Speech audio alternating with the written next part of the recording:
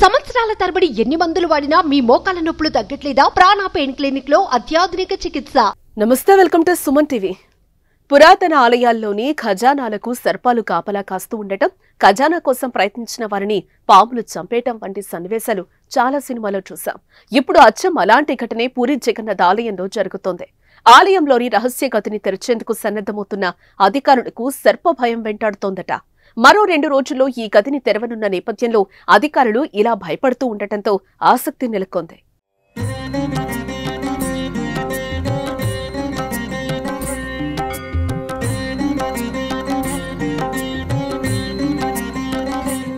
పూరి జగన్నాథుడి ఆలయ సంపదను 46 ఏళ్ల తర్వాత లెక్కించనున్నారు. జులై 14 నుంచి ప్రభుత్వం నియమించిన కమిటీ ఆధ్వర్యంలో ఈ లెక్కింపు మొదలు కానుంది. కానీ పూరి జగన్నాథుడి రత్న భండాగారంలోని రహస్య గదిని తెరిచేందుకు సన్నద్ధమవుతున్న అధికారులకు పాముల భయం వెంటాడుతోందట. దీంతో లెక్కింపునకు అధికారులు భయపడుతున్నారు. ఈ తరుణంలో పాములు పట్టడంలో నైపుణ్యం డాక్టర్లు అందుబాటులో ఉండాలని ప్రభుత్వం ఆదేశాలు జారీ చేసింది. పూరి జగన్నాథుడికి చెందిన వెలకట్టలేని సంపదలను 5 కర్రపెట్టెల్లో ఉంచి రహస్య గదిలో భద్రపరిచారు. పూర్వం 3 లేదా 5 ఏళ్లకు ఒకసారి తెరిచి సంపదలను లెక్కించేవారు. చివరిసారిగా 1978లో రత్న భాండాగారం తెరిచి సంపద లెక్కించడానికి 70 రోజుల సమయం పట్టిందంట.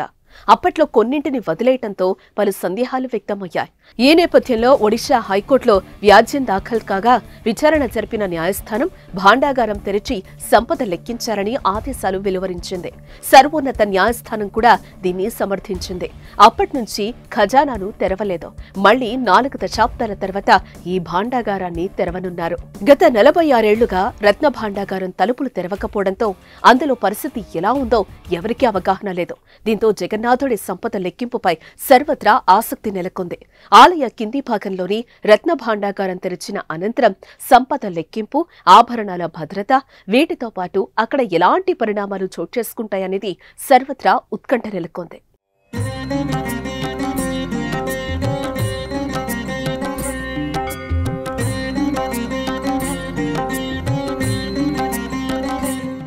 సుమన్ టీవీలో మీ పర్సనల్ అండ్ బిజినెస్ ప్రమోషన్స్ కోసం కింది నెంబర్కి కాంటాక్ట్ చేయండి.